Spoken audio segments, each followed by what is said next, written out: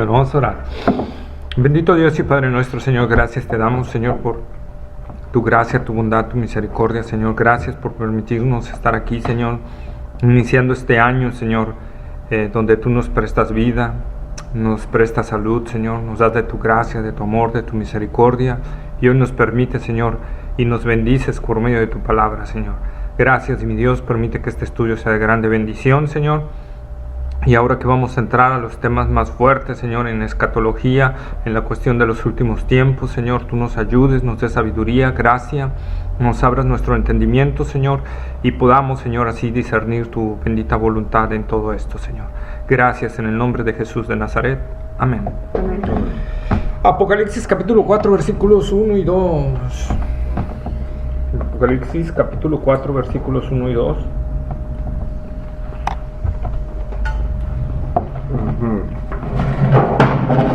Apocalipsis 4, 1 y 2. 1 y 2. ¿Ya están listos? Ya. ¿Ya?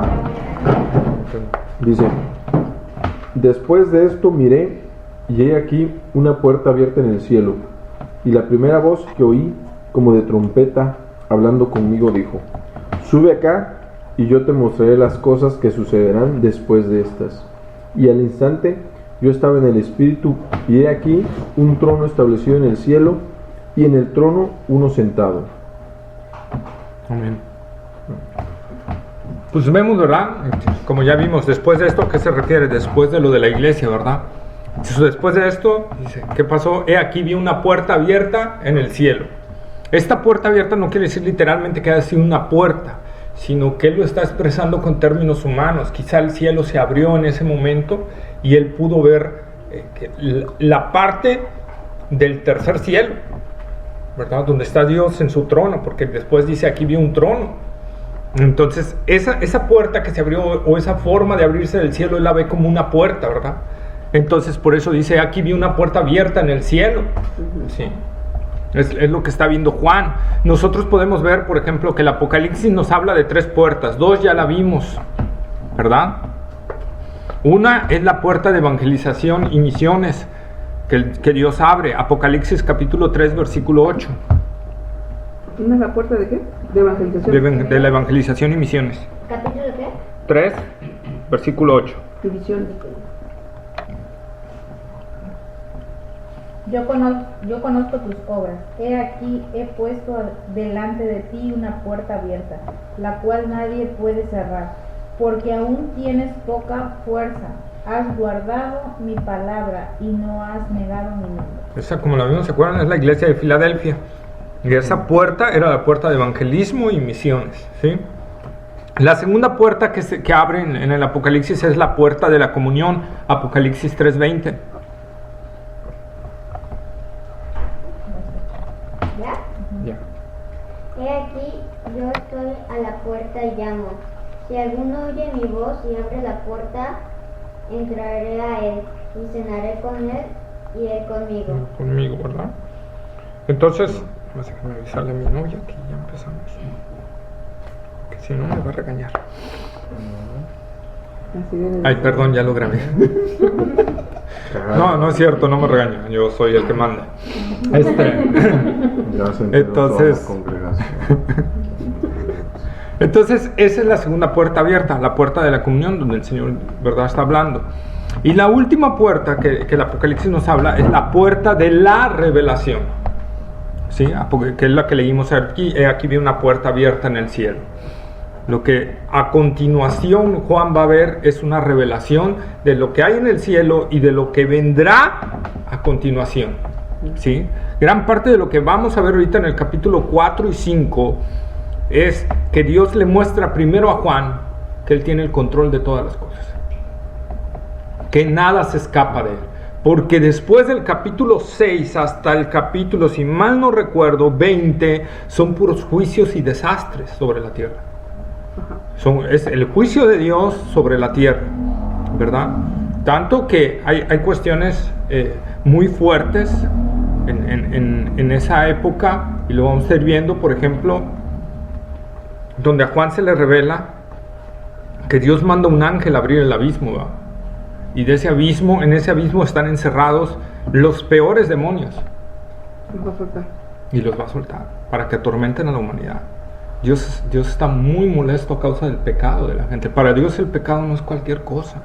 Por eso, como decía un predicador por ahí, cuando nosotros pequemos como cristianos tenemos que entender que no estamos haciendo cualquier cosa delante de Dios.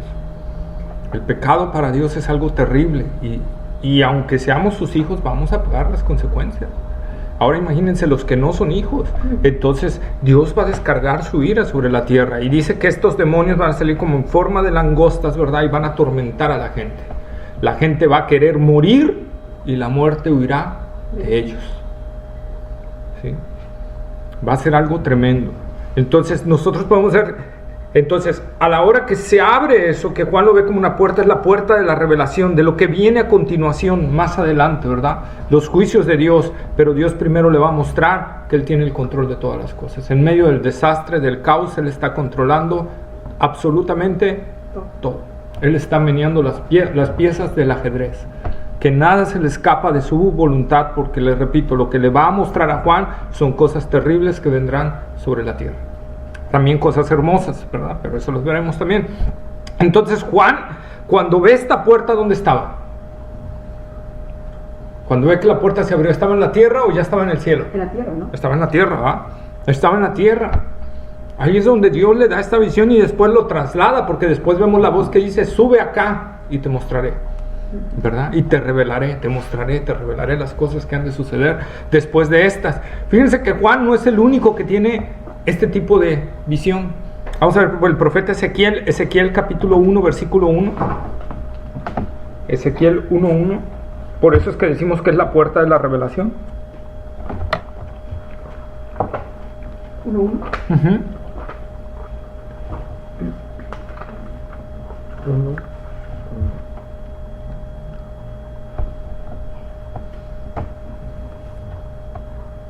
Las Josué. Aconteció en el año 30, en el mes cuarto, a los 5 días del mes, que estando yo en medio de los cautivos, junto al río Quebar, los cielos se abrieron y vi visiones de Dios. ¿Verdad? Ahí está. ¿Qué dice? ¿Los cielos qué? Se abrieron. Se abrieron y vi visiones de Dios. Y si nosotros seguimos leyendo, que lo vamos a leer más adelante, el versículo 2 hasta el versículo 22 o 23, ve algo muy similar que va a ver Juan y lo va a explicar más adelante. También ve el trono de Dios, también ve seres angelicales y también ve cosas especiales. ¿Sí? Ahora, Esteban vio algo muy parecido, aunque esto no fue revelatorio. Por ejemplo, Hechos capítulo 7, versículos 55 y 56. 7. 7, 55 y 56.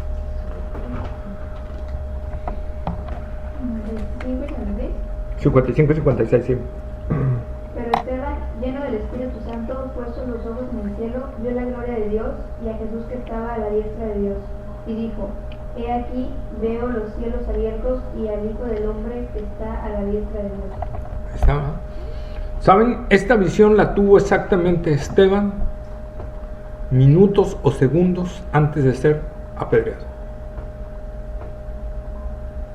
Esa visión, si nosotros leemos los versículos anteriores y los versículos posteriores, después de decir esto le empezaron a lanzar de piedras y murió lapidado, ¿verdad? Pero él vio esa revelación, el Señor le permitió ver esa revelación, algo maravilloso de ver una realidad que nosotros ahorita solo la creemos por fe. Él lo vio y ha hecho una realidad. Lo que le dijo es, aquí es donde vas a ir, ¿no? Sí. No te preocupes. No te preocupes, yo estoy contigo y te estoy apoyando, ¿no? En sí los comentaristas es a lo que se refieren. La forma en la que está Jesucristo a la diestra del Padre no está sentado viendo lo que está pasando a su siervo Esteban, sino está parado como un testigo de lo que está sucediendo. Entonces nosotros podemos ver ahí esa parte, ¿verdad? Jacob también tuvo algo muy similar. Perdón, es que de repente me English. Génesis capítulo 28, versículo 12. Génesis capítulo 28, versículos 12 al 19.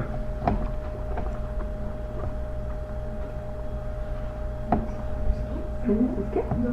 Génesis capítulo 28, versículos 12 al 19. Y soñó, y he aquí una escalera que estaba apoyada en tierra, y su extremo tocaba en el cielo. Y aquí ángeles de Dios que subían y descendían por ella. Y aquí Jehová estaba en lo alto de ella, el cual dijo: Yo soy Jehová, el Dios de Abraham, tu padre, y el Dios de Isaac.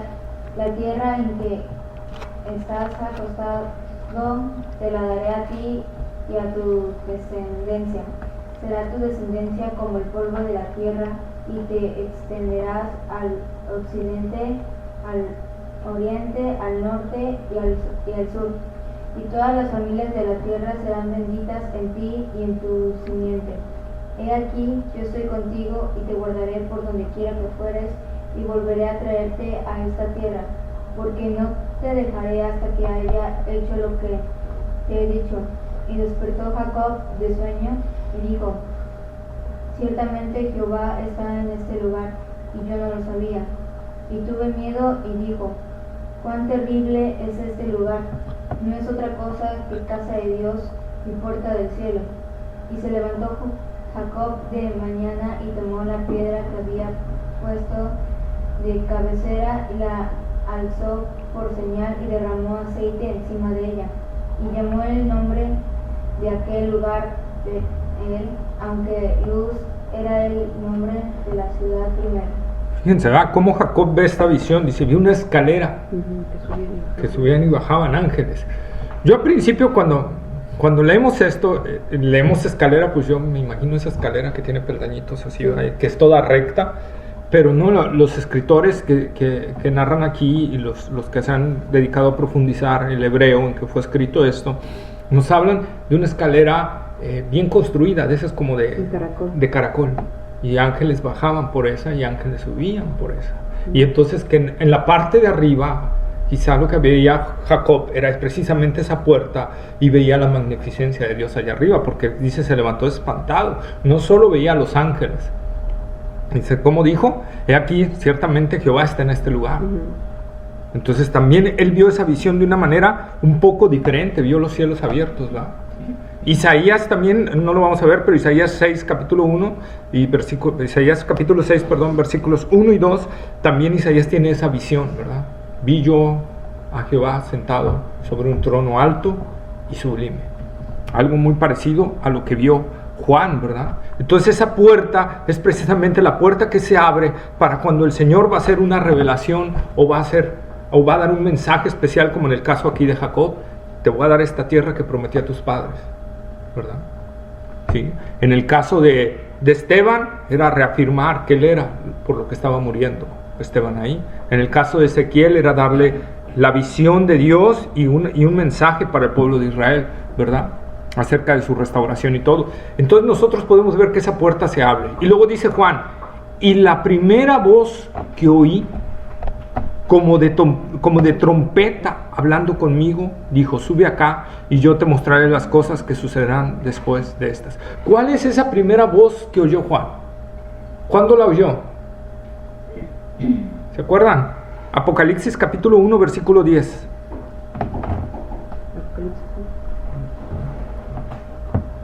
Apocalipsis capítulo 1, versículo 10. Apocalipsis 1, 10.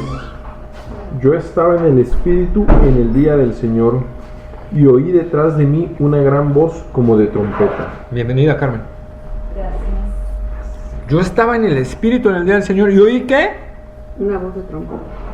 Una voz. Y en el 4:1, ¿qué dice? Y la primera voz que oí, ¿como de qué? Como de trompeta. Como de trompeta. A esa voz se está refiriendo. O sea, esa misma voz es la que le dice, sube acá. O sea, ya trasládate de la tierra al cielo para que recibas ahora sí la revelación de lo que va a venir después de estas cosas, ¿verdad? En ambos casos dice, ¿cómo dice? ¿Cómo era la voz? ¿Cómo de qué? De trompeta. ¿Sí? Esto nos hace recordar las palabras del apóstol Pablo a la iglesia en Tesalónica, primera de Tesalonicenses, capítulo 4, versículos 15 al 18. ¿Primera? Primera de Tesalonicenses, capítulo 4.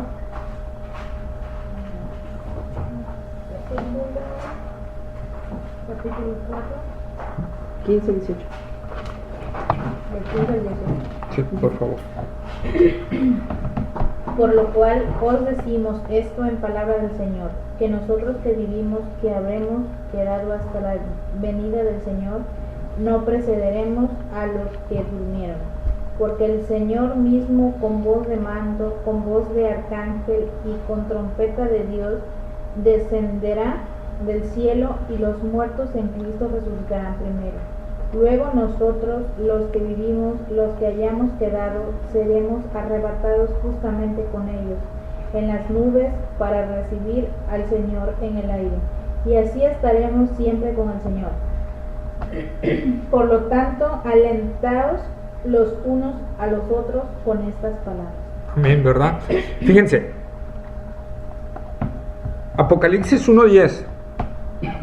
No lo traía esto, pero el Señor lo está. Apocalipsis 1:10 dice que oyó una voz atrás de él como de trompeta. Y esa voz le empieza a dar la visión del Apocalipsis. Apocalipsis 4:1. Oye la voz, sube acá y te mostraré las cosas. Le va a dar la revelación plena de lo que va a suceder. Y aquí Pablo está hablando otra vez de esa voz de trompeta donde nosotros seremos arrebatados. Esa voz de trompeta, esa voz de Dios como de trompeta, ¿verdad? Muestra una obra de Dios acerca de la revelación y de lo que va a hacer para su iglesia en los tiempos finales, ¿verdad? Es cuando el Señor habla así, cuando el Señor se va a manifestar y va a revelarnos algo o va a traernos hacia Él. Es esa voz que podemos verla vez tras vez, ¿verdad? Y aquí lo maravilloso de Pablo, hablando de la iglesia de Tesalónica, que la iglesia de Tesalónica precisamente estaba teniendo algunos detalles con la persecución. Tenía mucha persecución esta iglesia, y algunos creían que se habían quedado. Algunos tenían en su mente que se habían quedado, Pensaron que ya era el que ya rapto. había sido el rapto y se habían quedado. Ajá. Entonces Pablo dice, ve, no, entonces Pablo empieza a hablarles y a corregirles. Y una de las cosas que dice, que el arrebatamiento, dice, porque palabra del Señor, que nosotros que vivimos, que habremos quedado hasta la venida del Señor, o sea, hasta su venida, no precederemos a los que durmieron. Porque el Señor mismo, con voz de mando, con voz de arcángel, ¿y qué? Y con trompeta Con voz de trompeta. de Dios descenderá del cielo, y los muertos en Cristo resucitarán primero. Luego nosotros, los que vivimos, los que hayamos quedado, seremos arrebatados juntamente con ellos para recibir en las nubes al Señor en el aire, y así estaremos siempre con Él. Por tanto, alentaos los unos con estas palabras. ¿Qué quiere decir eso? Esa misma voz de trompeta que le dice a Juan, sube acá, va a ser la misma voz del Señor cuando venga por su iglesia, que diga lo mismo, suban acá. Y en ese instante, como dice Juan, y al instante, como dice Pablo, en un abrir y cerrar de ojos, abran y cierren los ojos, no va a haber tiempo para el arrepentimiento. Por eso no va a haber tiempo. Mateo, cuando el Señor Jesucristo está hablando, dice, y el uno será tomado y el otro será dejado. Ambos estarán moliendo, y de repente uno será dejado y el otro será quitado. Va a ser algo rapidísimo. La voz de Dios, la voz del Señor, no nos lo dice la Escritura, pero creo totalmente, a raíz de todos los sucesos donde el Señor habla a través de a sus siervos, la voz solo va a ser oída por aquellos que en verdad están en Cristo Jesús. Los que no están en Cristo Jesús no la van a oír. No la van a oír. ¿Qué pasó cuando Saulo andaba persiguiendo a la iglesia y se le aparece el Señor como un resplandor y le dice, Saulo, Saulo, ¿por qué me persigues? Los que estaban al lado de Pablo, la gente tuvo gran temor a ver el resplandor y todo, pero no oyeron nada. Lo único que oyó el mensaje era Saulo de Tarso. Por lo tanto, los únicos que Dios tiene escogidos son los que van a oír ese mensaje. Por eso Pablo aquí está diciendo que cuando el Señor con voz de trompeta, ¿verdad?, nos manda a reunir, los muertos resucitarán. los que murieron en Cristo Jesús, los que ahora están enterrados y llevan años ahí, van a ser resucitados, van a oír la voz del Señor y en ese momento, ¿verdad?, van a resucitar. Y a continuación, casi instantáneamente, los que están en vida, los que le toque ese suceso en vida, serán arrebatados en el aire, en un abrir y cerrar de ojos. Pero repito, esa voz solo la podrán oír aquellos que están en Cristo Jesús. Y Pablo estaba diciéndole por eso a la iglesia de Tesalónica: alentaos los unos a los otros con estas palabras. Porque había dos problemas en la iglesia de Tesalónica en sí. Uno era que creían que ya había venido el rapto. Dos, los muertos. Como estaban muriendo muchos, ¿qué pasaba? ¿Qué pasaría con ellos si el Señor no ha venido? Entonces, ¿ellos qué? Dice Pablo: cuando venga el Señor los va a resucitar. Aliéntense con esas palabras. O sea, Pablo posteriormente dice: no lloren por los que se mueren como los que no tienen esperanza. El que se muere en Cristo Jesús tenemos una esperanza viva. Nos duele, sí, nos duele la separación, pero es un dolor con esperanza de que sabremos que los volveremos a ver, ¿verdad? Pero el que se muere sin Cristo, de él sí tenemos que llorar, porque ya no hay esperanza para esa persona. Ya no hay nada. Esa persona no va a ser resucitada a vida. Esa persona va a ser resucitada. Esa persona va a oír la voz de Dios, pero en el juicio del gran trono blanco, cuando serán resucitados todos los que no creyeron en Cristo Jesús, para comparecer ante el juez, ¿verdad?, de vivos y muertos. Nadie puede escapar de comparecer ante el Señor, ¿verdad? Y entonces esta trompeta, la trompeta de Dios, es diferente totalmente a las trompetas que vamos a ver, las 7 trompetas del Apocalipsis, porque las trompetas del Apocalipsis no son trompetas de Dios, son trompetas tocadas por ángeles. Y esta es diferente. ¿Sí? O sea, de los ángeles es un instrumento y lo de sí. Dios es una voz. Es una voz como de trompeta. Pero si nosotros lo tomáramos como una trompeta, bueno, es trompeta de Dios. Y los ángeles es trompeta de Dios. Pero en sí son dos trompetas diferentes. Las trompetas que emiten los juicios en el Apocalipsis serán tocadas por ángeles. ¿Sí? Entonces, si nosotros encontramos esto, que si juntamos el subir acá con esa voz de trompeta y te mostraré las cosas que deben de suceder después de esta, y lo que Pablo está diciendo acerca de la iglesia, entonces la iglesia será arrebatada antes de que empiece a desatarse la ira de Dios sobre la tierra. Así como Noé fue preservado y metido al arca antes de que cayera el diluvio, ¿verdad? Antes de que cayera el diluvio. Esto no quiere decir, hermanos, que no vamos a ver nada de aflicción. No. Quizá nos toquen, y si fuéramos la generación que a lo mejor va a empezar a entrar, quizá nos toquen las primeras gotas. Pero no nos va a tocar la ira, ¿verdad? Entonces, nosotros lo empezamos a ver. Ahorita la ciencia está espantada de lo que está sucediendo en los mares. Ahorita se habla mucho. Y están hablando que en 25 años van a desaparecer estados completos. Entonces están hablando de muchas cosas, que cada vez los huracanes, los tornados y todo van a ser más fuertes y más poderosos y más destructivos, ¿verdad? Y todo se está viendo un cataclismo. ¿Por qué? Porque en el día de la ira de Dios, lo que estamos viendo ahorita no va a ser nada comparado. Son las primeras gotas. Con las primeras gotas. ¿Sí? Porque Jesús, profetizando eso, dice: el hombre estará espantado de lo que sucede en el mar y en los cielos. Van a ser sucesos tremendos, ¿sí? Tremendos sobre la tierra. Además de que asteroides van a caer sobre la tierra. Además, ¿verdad?, de que habrá oscuridad total sobre la tierra. 3 días de oscuridad total sobre la tierra. Por ahí alguien decía: ¿cómo es posible? Ahora hay electricidad. En aquellos tiempos todavía, pero hoy hay electricidad.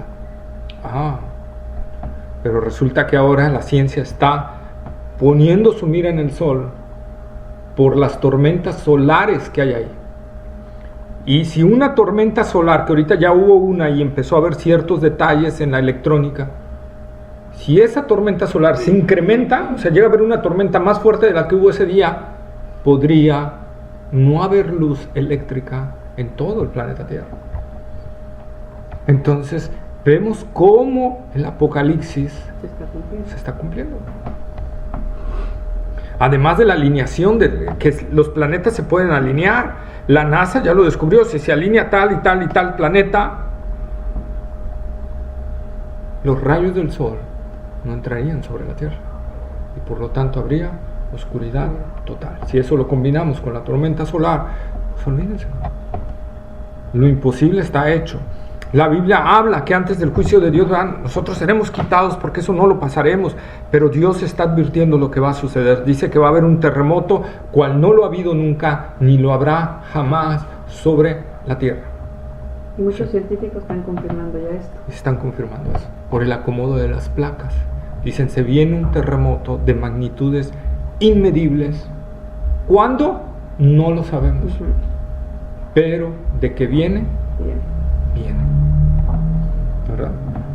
Entonces esa es una realidad, por eso he sacado hasta películas sobre eso, del gran terremoto y del terremoto en San Francisco y varias películas de eso, porque eso es una realidad, lo saben que viene, ¿eh? Y eso está hablado en la Escritura y por lo tanto la Escritura nos está demostrando que es real y Dios le está dando eso a nosotros, esa revelación. Hoy Dios nos está, es como si a Juan, lo mismo que sucedería a Juan, pero nos lo está abriendo con su palabra y nos dicen, vean lo que va a suceder después de esto,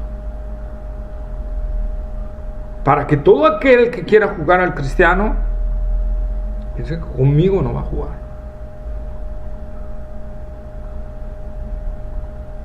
Te abro el panorama, dice Dios, de la revelación del Apocalipsis, para que veas lo que va a suceder después de esto.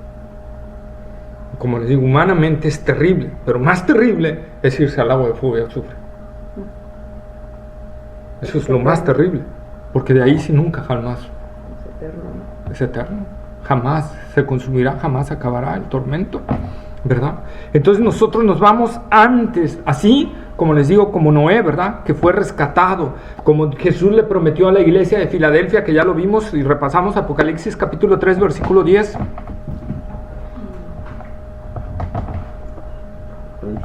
3:10.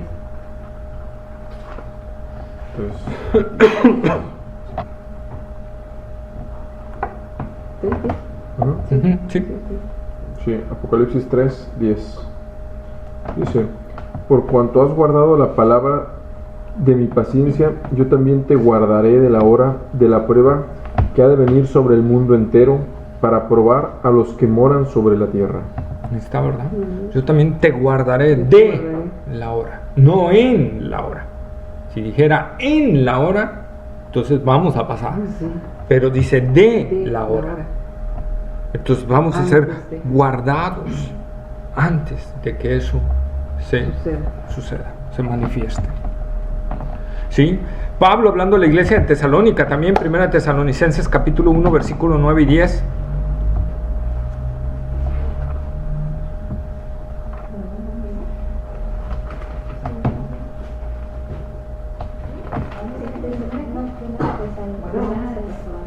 ¿Tesalonicenses qué? 1 Tesalonicenses capítulo 1, versículos 9 y 10.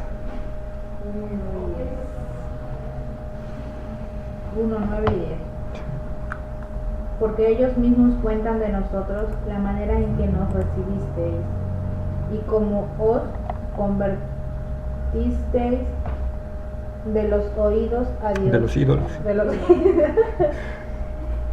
Para servir al Dios vivo y verdadero y esperar de los cielos a su Hijo, al cual resucitó de los muertos, a Jesús, quien nos libra de la ira venidera. Dice venidera, ¿verdad? Dice, y esperar de los cielos a su Hijo. Sí, yo lo sé, pero bueno. Y esperar de los cielos a su Hijo, el cual resucitó de los muertos. A Jesús, ¿quién qué? Quien nos libra de la ira venidera. De, no en. Quiere decir que Jesucristo nos va a librar de ese momento de indignación de Dios sobre todo habitante de la tierra. ¿Verdad? A Jesús, ¿quién nos libra de la ira venidera? Primera de Tesalonicenses 5:9.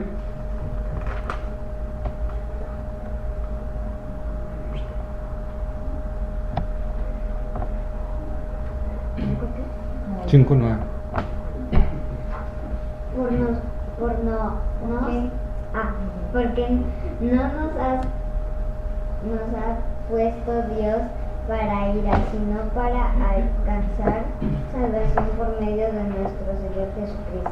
Ahí está, ¿verdad? No nos ha puesto Dios ¿para qué? Para ira, sino para alcanzar salvación. No nos ha puesto Dios para ira. Otra vez, otro texto que nos habla de eso.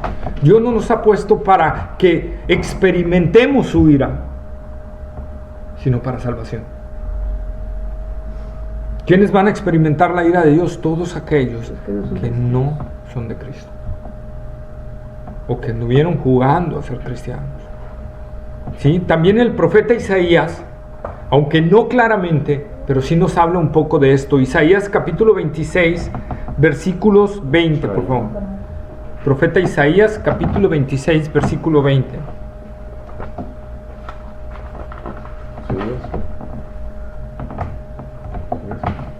Isaías capítulo 26, versículo 20.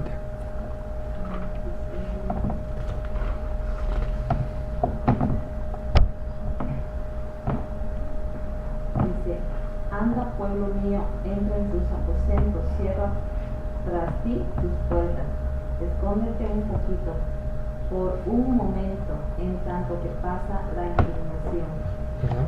Dice: anda, pueblo mío, entra en tus aposentos, Escóndete. cierra tras ti tus puertas, escóndete un poquito, por un momento, en tanto que pasa la indignación. ¿Verdad? Así aquí entonces, hermanos, nosotros podemos ver aquí que Juan está hablando entonces que termina la dispensación de la iglesia. En ese momento termina la dispensación de la iglesia que inició. ¿Cuándo inició la dispensación de la iglesia? Inició en Pentecostés. Ahí inició la dispensación de la iglesia y termina con el arrebatamiento de la misma. ¿Sí? Algunos creen, ¿verdad?, erróneamente, que Israel era la iglesia en el Antiguo Testamento. No era la iglesia en el Antiguo Testamento. Israel no es la iglesia en el Antiguo Testamento. La iglesia es un evento que Jesús compró con su sangre y que Dios le plació meter esa dispensación, ¿verdad?, para los gentiles y para los judíos que se convirtieran, para posteriormente de la iglesia viniera otra vez el trato de Dios con su pueblo Israel, y mediante la iglesia provocar a celos a su pueblo Israel.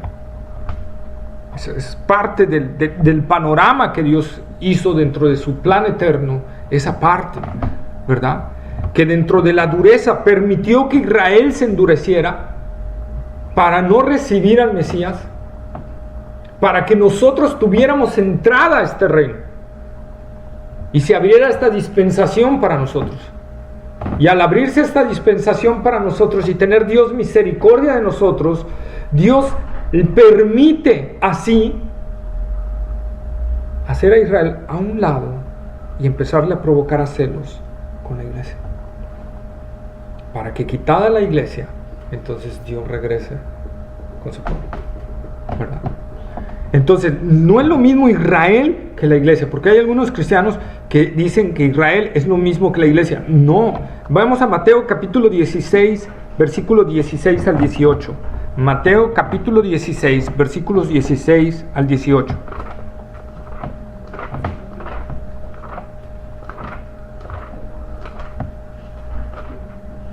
Capítulo 16. Ajá. El 15 al 18. Del 16 al 18. De 16 al 18. Respondiendo Simón Pedro, dijo: tú eres el Cristo, el Hijo del Dios viviente. Entonces le respondió Jesús: bienaventurado eres, Simón, hijo de Jonás, porque no te lo reveló carne ni sangre, sino mi Padre que está en los cielos. Y yo también te digo que tú eres Pedro, y sobre esta roca edificaré mi iglesia, y las puertas del Hades no prevalecerán contra ella. Ahí está. ¿En qué tiempo está el verbo edificar? Edificaré. Futuro. Futuro. Edificaré. Está en futuro. Quiere decir que la iglesia nacería posteriormente. Ni siquiera cuando Cristo anduvo aquí en la tierra todavía la iglesia estaba. Porque él primero tenía que morir en la cruz, resucitar, y entonces entraba la dispensación de la iglesia. ¿Sí? Y edificaré mi iglesia. ¿Sobre qué base? Sobre la confesión de Pedro. Tú eres el Cristo, el Hijo del Dios viviente. Sobre eso que dijiste, Pedro, sobre esa confesión, yo edificaré mi iglesia. Que yo soy el Hijo del Dios viviente. ¿Verdad? Ahí el siguiente versículo dice: y a ti te daré las llaves del reino de los cielos. Ajá. Dice, por eso, por ejemplo, cuando dibujan a Pedro, siempre, o lo pintan a Pedro, siempre lo pintan con un juego de llaves. Un juego de llaves. Ahí lo que el Señor le está diciendo, y se cumplió, es que Él abriría los mensajes a las diferentes razas. Y bueno, no traigo las citas aquí porque no me había preparado para esa pregunta, pero ¿qué pasa? Viene Pentecostés, se derrama el Espíritu Santo, la gente empieza a hablar en otras lenguas, el estruendo que hace el Espíritu Santo al caer, ¿verdad? En ese momento, ¿qué hace? Que las multitudes, ¿qué pasó allá? En aquel aposento, hay algo, vamos a ver. Judíos que habían llegado a festejar la fiesta de Pentecostés, que por eso nosotros le decimos Pentecostés, porque era una fiesta judía que se celebraba 50 días después de Semana Santa, de la Pascua, ¿sí? Entonces, van y va a ver qué es. Judíos de diferentes regiones van a ver qué estaba sucediendo. ¿Quién es el que se levanta y predica? Pedro. Pedro. Y ahí abre la puerta para la iglesia hacia los judíos. Luego, más adelante, en versículos más adelante, no recuerdo si es el capítulo 6 o el capítulo 5, Pedro recibe una visión donde el Señor le baja un manto y hay animales dentro de ese manto, serpientes y cosas que para cochinos y todo, que para el judío son inmundo comerlos. Y el Señor le dice: Pedro, mata y come. Señor, no, porque ninguna cosa inmunda he comido en toda mi vida. Tú no llames inmundo a lo que yo he santificado. Dios estaba preparando el corazón de Pedro, ¿para qué? Para recibir unas visitas que venían, unos gentiles que Dios había mandado un ángel, ¿verdad? A un centurión que era noble, que había estado haciendo oraciones al Dios de Israel sin conocer a Jesucristo, estaba haciendo oraciones y era, dice ahí la palabra, que también era muy bueno ayudando a los pobres y dando ofrendas, ¿verdad? Entonces Dios le place en esa bondad enviarle un ángel y decirle: tienes que enviar a buscar a Pedro si quieres conocer la verdad. Entonces él envía a buscar a Pedro, y Pedro, ya con esa visión y todo, pues baja y los acompaña. Si Dios no le hubiera dado esa visión a Pedro, Pedro no va. Entonces Pedro va, predica el evangelio a los gentiles y se convierte. Segunda llave, abre la puerta a los gentiles.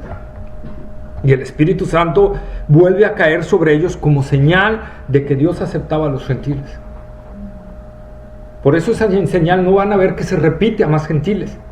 Posteriormente, cuando Pablo anduvo predicando en otras naciones y en otras ciudades, ¿verdad? Y en Grecia y en España y en todos esos lugares, no cada vez que entraba se derramaba el Espíritu Santo. Ya no, eso fue la única vez sobre gentiles. Posteriormente, Felipe, el evangelista, va y predica en Samaria, la gente se convierte, él manda a llamar a los apóstoles y decirles: se convirtió la gente, vengan. Van Pedro y Juan. ¿Y quién creen que vuelve a abrir esa llave para los samaritanos, que era una mezcla entre judíos y gentiles? Pedro. Entonces, es a lo que el Señor le refirió. Por eso le dice, yo te voy a dar las llaves para que tú abras. No era literalmente las llaves del cielo. No era literalmente que Él decidía quién entraba al Como reino. así lo han hecho ver. No, exacto. Como así lo ha hecho ver la iglesia popular romana, ¿verdad? No es así. A lo que se estaba refiriendo era a eso, precisamente. A esa parte. Que Él abriría sus mensajes a los diferentes grupos étnicos representados en ese entonces. Que eran judíos, gentiles y samaritanos, ¿verdad? Entonces, la puerta se abrió y de ahí nosotros podemos ver que de ahí el Espíritu Santo ya no se derrama sobre la gente. A partir de ahí ningún apóstol ya dice y entré a Atenas y prediqué el Evangelio y la gente oyó que se convirtió y el Espíritu Santo cayó y todos comenzaron a hablar en lenguas. Ya no.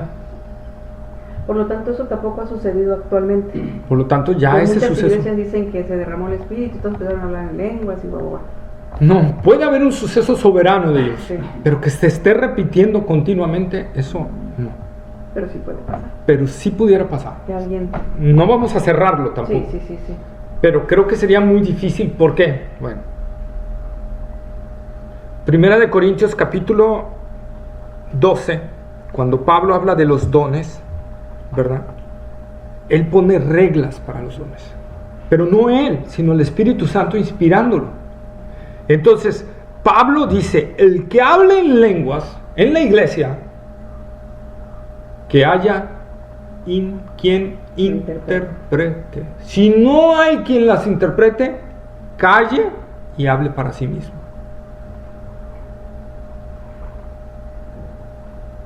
Por lo tanto, el que toda una congregación o que 10 o 15 hermanos se pongan a hablar en lenguas en la iglesia es totalmente contrario al orden de Dios. Y hay quienes dicen, te vamos a enseñar a hablar en lenguas o a orar en lenguas. No, porque eso es otro error. Esto nos enseña, sí, ¿verdad? El don de lenguas es un don que el Espíritu Santo reparte a quien Él quiere. Así lo dice el apóstol. A quien Él quiere. No es para todos los cristianos. No es para todos. Por eso somos un cuerpo, dice la palabra de Dios, que somos, la iglesia es el cuerpo de Cristo. Nunca en el Antiguo Testamento Israel simboliza el cuerpo de Dios, jamás. La iglesia es otra forma, porque es el cuerpo de Cristo. Pero así como un cuerpo, cada parte del cuerpo tiene diferente función, así cada miembro de la iglesia tiene una función diferente y Dios le va a dar dones y talentos para que pueda cumplir bien esa función.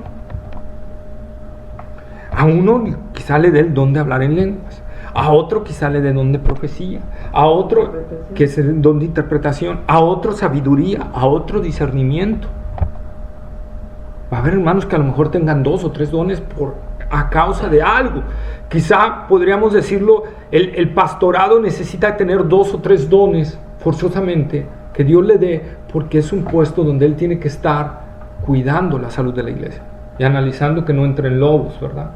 Y cuidando que no entren. Entonces tiene que tener discernimiento, tiene que tener sabiduría, tiene que tener en cierta forma profecía. ¿Sí? Entonces eso pasa con los dones. No en la iglesia no todos son para hablar, no todos son para dirigir. Cada quien tenemos una función dentro del cuerpo. Y como dice Pablo, y a veces los órganos que son más vergonzosos son los que cubrimos con más decoro, ¿verdad? Son los que cuidamos más. Entonces, así debe de ser también a veces en la iglesia. No hay ningún miembro en el cuerpo de Cristo que sea inútil. Ninguno. Nadie es el apéndice. Bueno, ya no sé si es, porque alguien dice que está ahí sin hacer nada, pero algo debe tener. Nadie es el apéndice. Podríamos decirlo, no.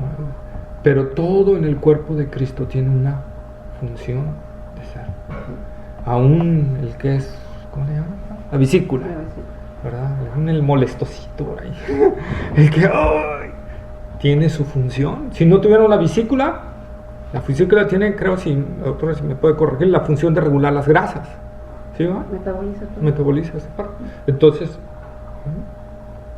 todo tiene una razón de ser, ¿verdad? Entonces esa es la parte. Por eso Dios reparte dones conforme te toque la función en el cuerpo.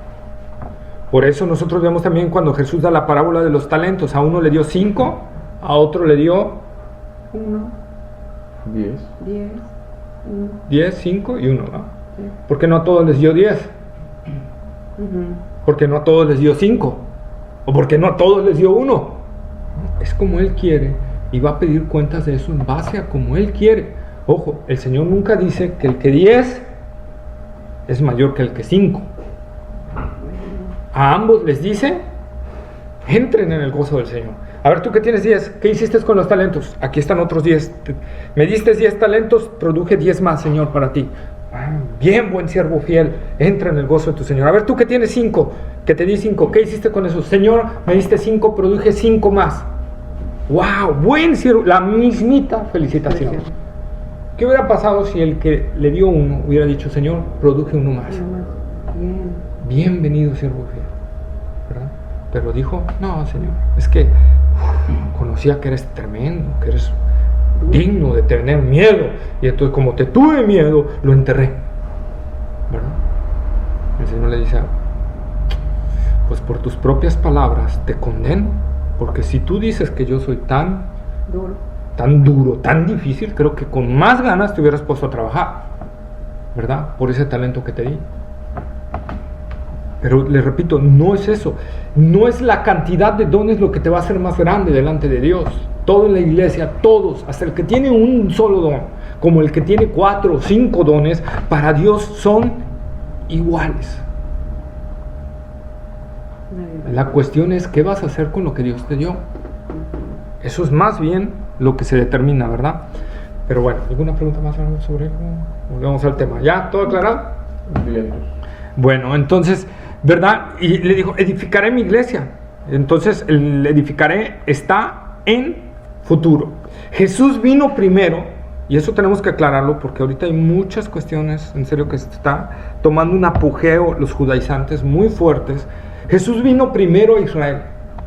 Jesús no vino por nosotros los gentiles. Vino primero a Israel. Él venía por su pueblo. Mateo capítulo 10, versículos 5 al 8. Jesús venía primero por su pueblo, y si su pueblo lo hubiera recibido, ya de ahí a lo mejor hubiera habido una entrada para nosotros, pero más difícil. Entonces, vamos a ver, ¿qué dice Mateo 10, 5 al 8? ¿Qué más? A estos 12 envió Jesús y les dio instrucciones diciendo: por camino de gentiles no vayáis, y en ciudades samaritanos no entréis. Hasta el 8, mijo, por favor. Sino id antes a las ovejas perdidas de la casa de Israel, y yendo, predicad diciendo: el reino de los cielos se ha acercado. Sanad enfermos, limpiad leprosos, resucitad muertos, echad fuera demonios. De gracia recibisteis, dad de gracia. Fíjense, cuando el Señor Jesús, esta es la primera vez que manda a sus discípulos a predicar de 2 en 2, ¿verdad? Los manda, vayan y prediquen, pero no vayan a los gentiles, se los prohíbe. No vayan ni entren por camino de ellos, sino vayan antes a las ovejas perdidas de Israel. ¿Cuál era la primera misión del Señor? Israel. Hablarle a Israel, testificarle a Israel, ¿verdad? Acordémonos de ese suceso también, Mateo 15, 22 al 28. Mateo 15, 22 al 28. 22 a 28. Dice: y he aquí una mujer cananea que había salido de aquella región, clamaba, diciéndole: Señor, hijo de David, ten misericordia de mí. Mi hija es gravemente atormentada por un demonio. Pero Jesús no le respondió palabra. Entonces, acercándose sus discípulos, le rogaron diciendo: despídela, pues da voces tras nosotros. Él respondió, dijo: no soy enviado sino a las ovejas perdidas de la casa de Israel. Entonces ella vino y se puso y se postró ante él diciendo: Señor, socórreme. Respondiendo él dijo: ¿No está bien tomar el pan de los hijos y echarlo a los perrillos? Y ella dijo: Sí, Señor, pero aún los perrillos comen de las migajas que caen de la mesa de sus amos. Entonces respondiendo Jesús dijo: Oh mujer, grande es tu fe, hágase contigo como quieres. Y su hija fue sanada desde aquella hora. Fíjense qué fuerte, qué fuerte. ¿verdad? Qué fuerte. No soy enviado Para ti. No es lícito dar del alimento de los hijos a los perros. Mensaje fuerte. A veces dicen que el Señor no habla fuerte, que lo vean ahí. Alguien dice: bueno, el Señor no estaba diciendo perros, estaba diciendo perrillos de casa. De todas maneras, o sea, no lo quieras hacer, es lo mismito. El perro es lo mismito. Entonces, ¿cómo le dice el Señor a la mujer cananea? Que era una mujer cananea que vivía en Canaán, o sea, era una gentil del área de donde existían los filisteos, ¿verdad? Enemigos acérrimos de los israelitas. Y entonces Dios le dice: no me es lícito atenderte a ti. No me es lícito darte de lo que le tengo que dar a Israel para ti. Dice: sí, Señor, pero aún los perros. Fíjense. Ella aceptaba que... Sí, aún los perros comen de las migajas que caen de la mesa de sus amos. Ella estaba diciendo: Señor, yo reconozco lo que tú digas. Si tú dices que Israel son los hijos y nosotros somos los perros, yo lo reconozco. Ten misericordia. Ten misericordia. Eso es lo que movió al Señor a hacerle ese milagro. Pero el Señor le dijo no al principio, ¿verdad? ¿Por qué? Porque Él vino primero a Israel. ¿Qué dice Juan 1:11? A lo suyo vino y los suyos no le recibieron. Él vino a Israel. Israel no lo aceptó. Y entonces se nos abrió la puerta, porque dice el versículo 12: pero a todos los que le recibieron les dio potestad de ser hechos hijos de Dios. La puerta se nos abrió ahí. Mediante el rechazo de Israel se nos abrió la puerta a nosotros, ¿verdad? Se nos abre esa oportunidad a nosotros. Hemos sido alcanzados por la gracia de Dios gracias al rechazo de Israel. Por lo tanto, quien condene a Israel y diga y hable mal de Israel no está entendiendo muchas cosas del Señor. Gracias a ese rechazo de ellos, nosotros alcanzamos esta oportunidad. Es algo, Romanos capítulo 10, versículos 19 al 21. ¿Romanos qué? Capítulo 10, versículos 19 al 21.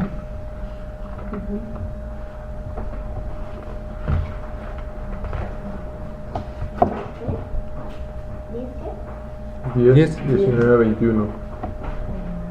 Romanos, licenciada.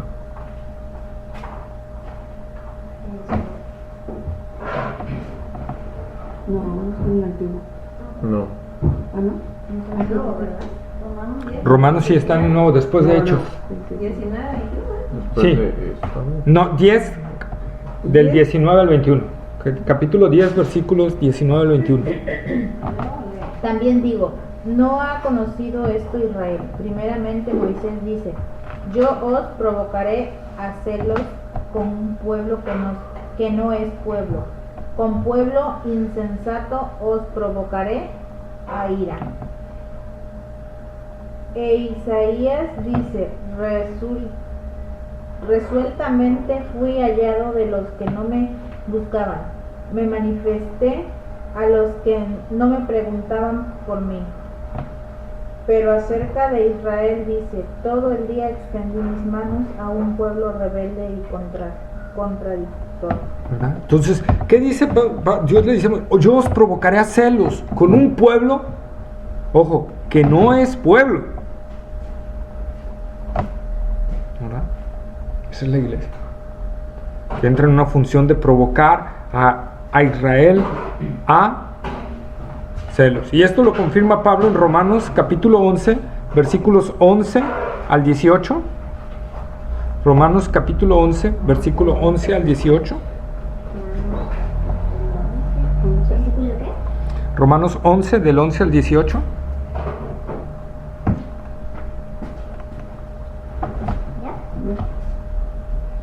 pues han tropezado los de Israel para que cayesen en ninguna manera, pero por su transgresión vino la salvación a los gentiles para provocarles celos. Y si su transgresión es la riqueza del mundo y su defección la riqueza de los gentiles, cuando más su plana Restauración. Porque a vosotros habló, gentiles, por cuanto yo soy apóstol a los gentiles, honro mi misterio,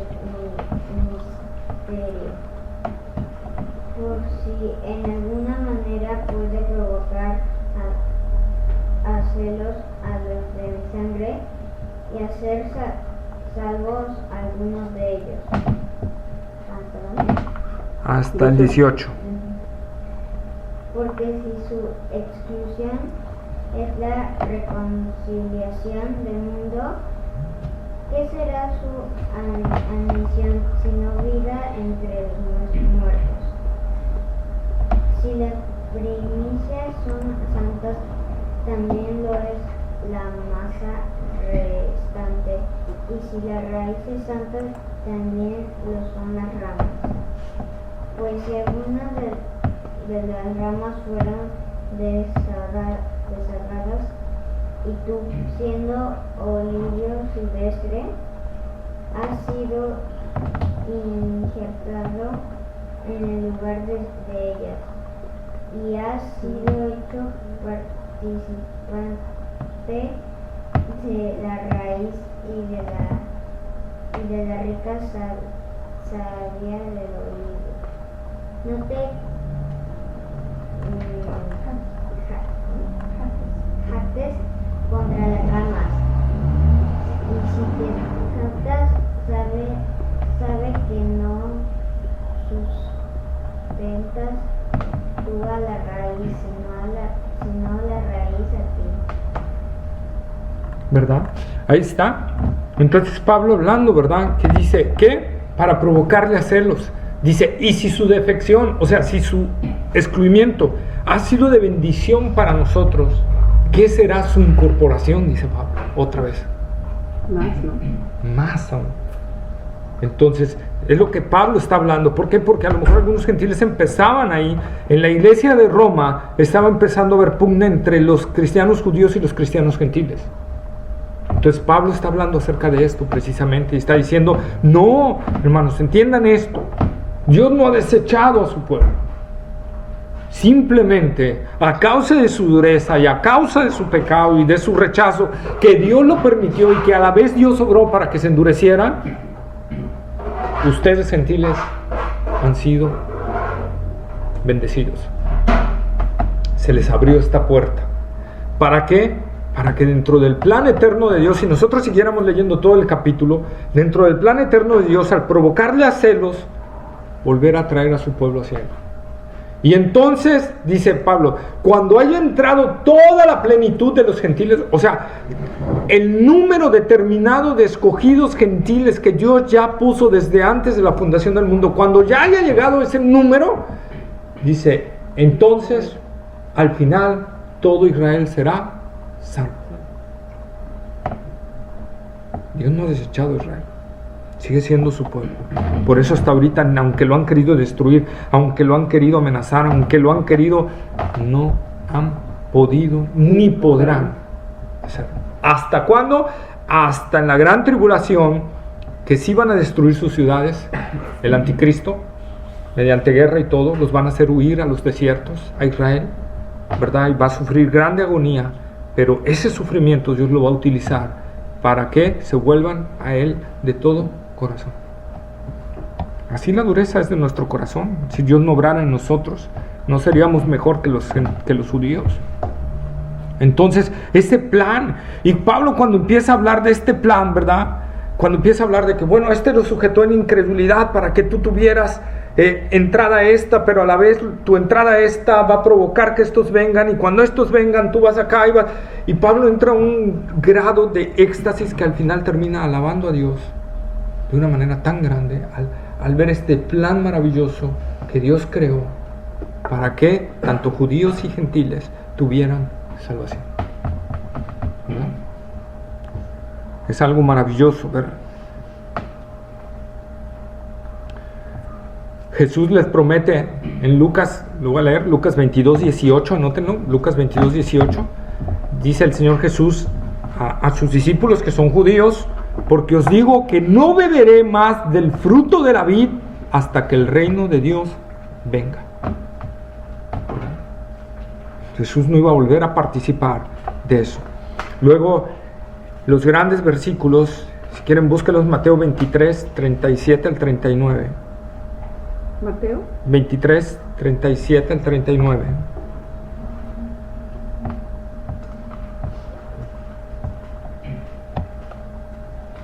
Mateo 23, 37 al 39.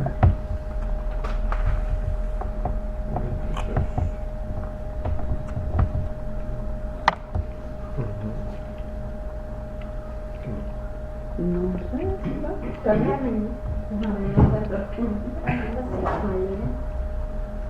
Mateo 23, 37 al 39. 23, 37. Al 39. 37 a 39. Jerusalén, Jerusalén, que matas a los profetas y apedreas a los que te son enviados. No, eso no dice. No, creo que está leyendo otra versión.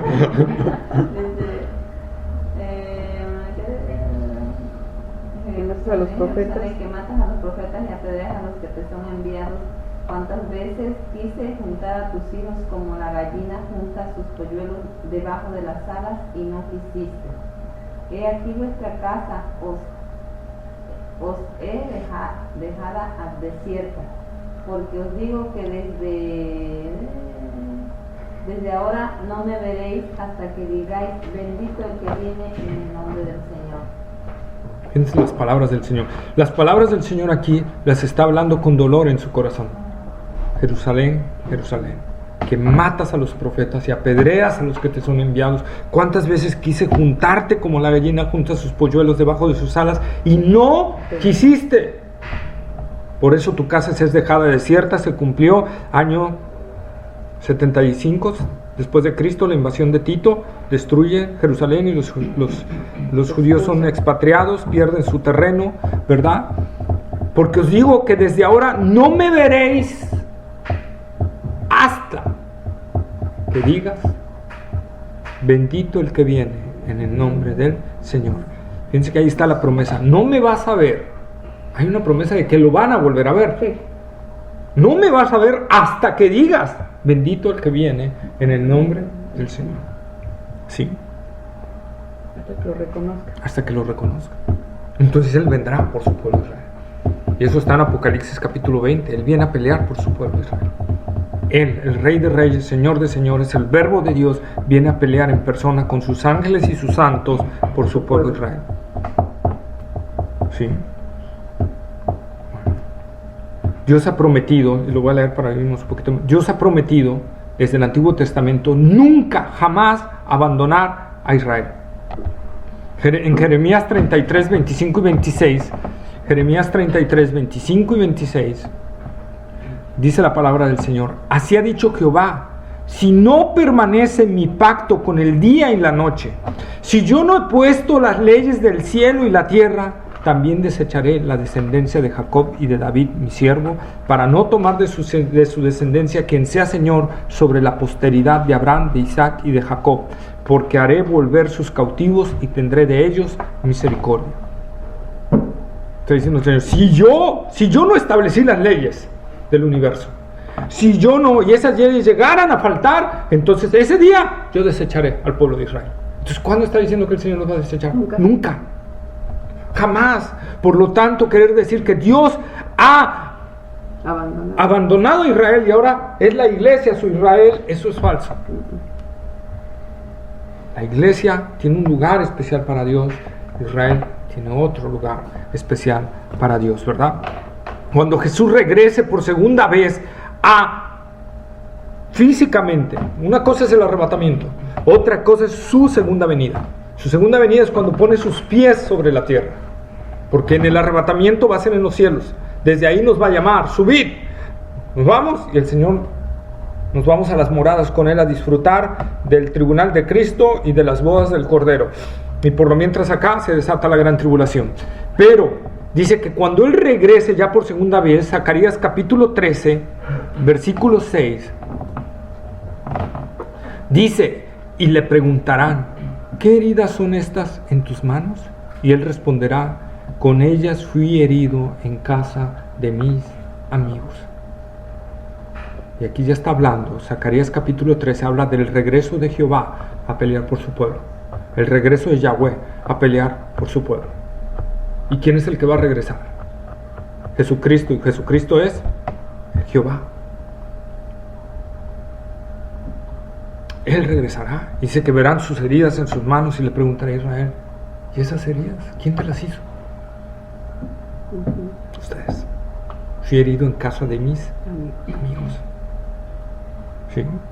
Zacarías capítulo 12 versículo 10 dice, y derramaré sobre la casa de David y sobre los habitantes de Jerusalén espíritu de gracia y de oración, y me mirarán a mí, a quien traspasaron, y llorarán como se llora por causa del unigénito, y se afligirán por él como quien se aflige por el primogénito. Esas son las palabras del Señor. Él regresa por su pueblo. Sí, ahí es cuando lo reconocen. Y lloran y ven en la terrible equivocación en la que estuvieron e hicieron hace 2000 años o no sé cuándo sea atrás, ¿verdad? Sí. Bueno, pues son las 10, hermanos. Vamos a dejarlo ahí y vamos a continuar la siguiente clase. Era importante aclarar esto porque hay algunas secciones, ahorita sobre todo el movimiento judaizante está moviendo mucho esto, ¿no? Israel es el pueblo de Dios, pero ahorita está hecho a un lado porque Dios está tratando con la iglesia. Y la iglesia ahorita es la que lleva el mensaje. Cuando la iglesia es arrebatada, Apocalipsis 4, versículo 1, entonces Apocalipsis 7, entran los escogidos de Israel, 12,000 de cada tribu. Porque ya no está la iglesia y Dios ha regresado a Israel. Así de sencillo, ¿verdad? Pero algunos no lo están viendo así, entonces están enseñando cuestiones que no, ¿verdad? Y tenemos que hacer la aclaración, es importante porque en serio que muchos cristianos hoy en día, muchas iglesias están abandonando y se están yendo tras eso. Muchos, tengo conocidos que se han ido ya tras el judaísmo totalmente. Y ahora hasta hablan hebreo, y Yahweh, y Elión, Kashamón, y no sé, y Meshiach, Kashá, y ya quieren hablar hasta en ese idioma. Entonces, Dios no nos manda eso. ¿Sí? Entonces, por eso quise hacer este apartado y no meterme tanto, porque es importantísimo hacerlo, porque así están ahorita. Y están metiéndose en iglesias para tratar de jalarse a la gente hacia ellos. Entonces, es importante aclarar bien este punto. Amén. Vamos a orar. Bendito Dios y Padre nuestro, Señor, gracias te damos, mi Dios, por tu misericordia, tu fidelidad, tu bondad, Señor. Gracias, Padre, porque nos haces ver, Señor, que en primer lugar que no estamos destinados a ver tu ira, Señor, que estamos destinados para salvación, que todo aquel, Señor, que ha nacido de nuevo, que Cristo está en su corazón, que, Señor, te ha abierto la puerta para tener una comunión viva, no la puerta para salvación, porque esa la abres tú, Señor, sino la puerta para la comunión. Es aquel que oirá, Señor, tu voz. Es aquel que oirá cuando tu Hijo amado, con trompeta de Dios, con esa voz de estruendo que Él tiene, porque Él es Dios también, la segunda persona de la Trinidad, nos despertará a nosotros y nos arrebatará, y estaremos con Él viviendo por siempre, Señor. Padre, permítenos, Señor, entender esto. Permítenos entender que en cualquier momento puede venir tu Hijo amado, y cómo nos hallará, Señor. Nos hallará velando, nos hallará, Señor, esforzándonos en su gracia, en su conocimiento, o nos hallará durmiendo, Señor, como las vírgenes insensatas, Señor.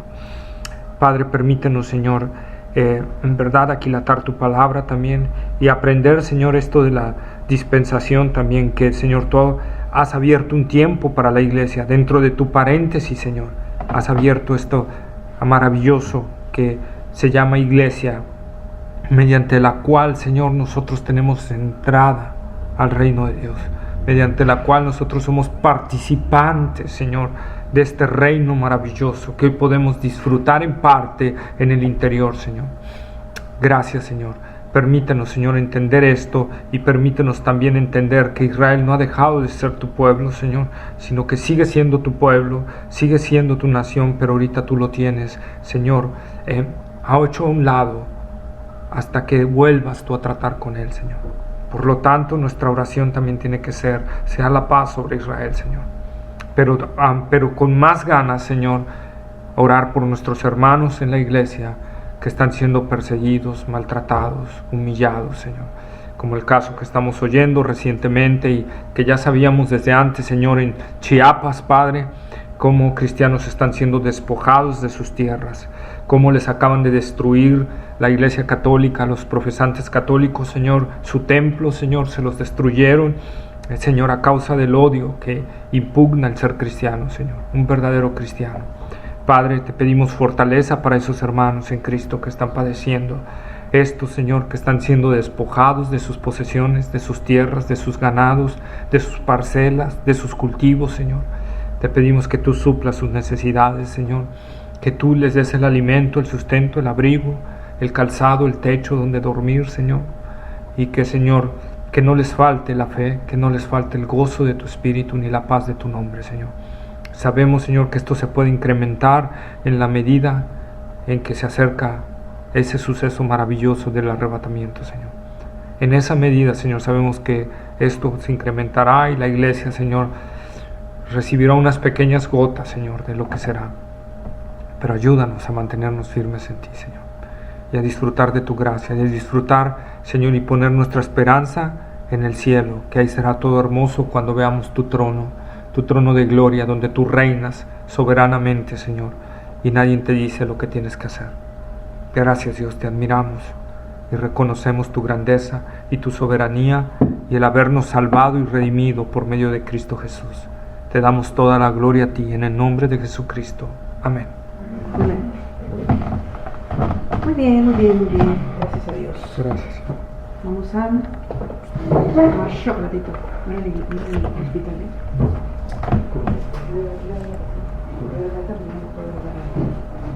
¿Todo bien?